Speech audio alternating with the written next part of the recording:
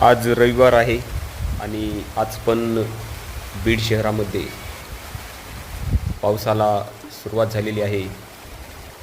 सकाळचे ठीक 11:50 झालेले आहेत आणि आपण हा पडत असलेला पाऊस बघत आहात.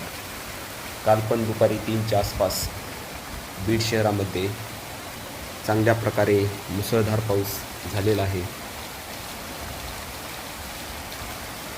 सकाळपासूनच आज ढगाळ वातावरण बीड शहरामध्ये होतं आणि दुपारी पावसाला सुरुवात झालेली आहे.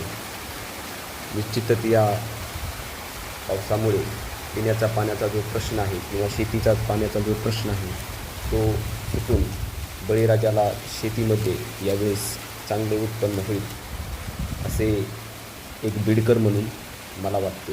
धन्यवाद.